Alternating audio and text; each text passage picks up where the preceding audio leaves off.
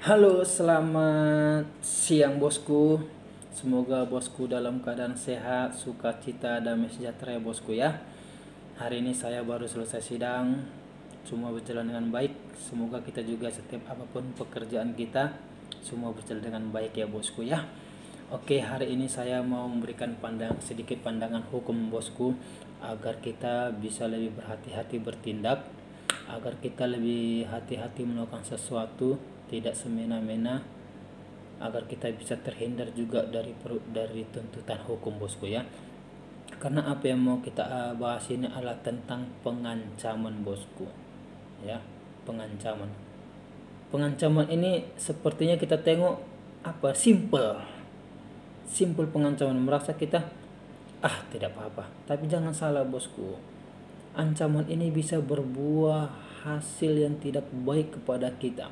Ancaman itu bisa merugikan kita sendiri, merugikan keluarga kita kalau kita yang mengancam. Kalau korban kita melaporkan, kita bisa bosku, karena dia merasa diancam, dia bisa melaporkan kita bosku.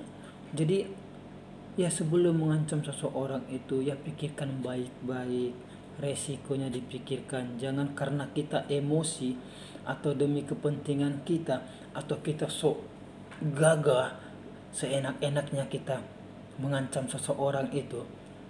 Hadiahnya nanti penjara bosku, penjara hadiahnya. Jangan mentang-mentang kita ya orang kaya lah, sesuka hati lah, atau kita merasa kita hebat lah, sedikit-sedikit kita mengancam orang lah. Kalau kita mengancam orang itu yang korban itu merasa terancam, kita bisa dilaporkan ke pihak kepolisian bosku. Jadi jangan sedikit-sedikit diancam, jangan sedikit-sedikit mengancam ya bosku. Ancaman itu ada dua yang saya mau jelaskan. Satu, ancaman dengan kekerasan. Kedua, ancaman ingin mempermalukan. Ada dua. Ancaman kekerasan itu contohnya, hei kamu, berikan handphonemu kepadaku, kok enggak kupukul kamu. Hei cepat ambil pakaian itu, kok enggak kupukul kamu. Itu ancaman dengan kekerasan bosku. Jadi jangan lakukan itu kepada orang. Kalau tidak, kita dilaporkan ke kepolisian. Itu ancaman merupakan kekerasan, memakai kekerasan. Itu ada pasalnya, bukan tidak ada pasalnya. Sehingga kalau ada korban, orang yang kita ancam itu keberatan, dia bisa laporkan kita ke polisi, bisa kena tangkap kita. Ada pasalnya di pasal 368 ayat 1. Dengan itu ancaman dengan kekerasan. Kita mau menginginkan sesuatu barang itu ya bekerja gitu, jangan mengancam. Nanti bukan barang itu yang kita dapatkan, malah kita disel. Jangan dilakukan itu bosku ya. Bekerjalah dengan baik-baik, jangan suka-suka mengancam seseorang. Kedua, yang saya tadi jelaskan, ada ancaman untuk mempermalukan. Contohnya begini, si A, kamu datang ke rumahku sekarang, kalau tidak rahasiamu akan kusampaikan ke publik. Si A, datang kamu ke rumahku, kau enggak kusampaikan kepada orang tuamu, kamu sudah begini-begini. Si A, datang kamu ke rumah saya, kalau tidak semua orang akan tahu rahasiamu.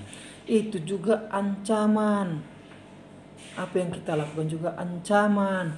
Korban itu bisa melaporkan kita ke pihak kepolisian bosku, sehingga hadiah yang kita dapatkan adalah penjara. Ada juga pasal yang mengatur, bukan tak ada. Di pasal pengancaman 369 ada, itu ancaman yang tidak pakai kekerasan memang, tetapi efeknya, tujuannya ingin mempermalukan. Ada pasalnya semua jadi bosku. Jadi saran saya, ketika melakukan suatu tindakan itu harus dipikirkan matang-matang. Jangan sedikit-sedikit mengancam, jangan sedikit-sedikit mengancam. Itu bisa berakibat fatal kepada kita ya bosku ya. Ya mungkin banyak juga yang belum mengerti, makanya saya memberikan pandangan hukum ini supaya apa? Supaya kita juga semua mengerti.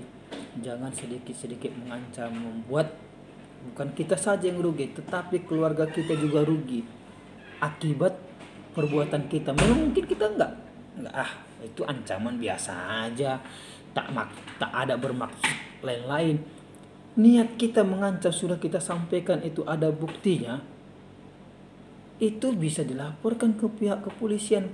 Pihak kepolisian tidak bisa kita katakan, main-main itu Pak. Tidak bisa, makanya harus kita rem. Jangan kita semena-mena berkata-kata, jangan semena-mena untuk mengancam seseorang. Ya bosku ya, lebih berhati-hati, karena mengancam seseorang itu tidak baik. Mengancam seseorang itu untuk mendapatkan suatu benda tidak baik. Mengancam seseorang itu untuk mempermalukan orang tersebut tidak baik. Karena semua sudah diatur. Hiduplah normal, hiduplah taat hukum, hiduplah jauh dari dari tindakan pelanggaran hukum bosku. Supaya supaya kita tenang-tenang bekerja gitu.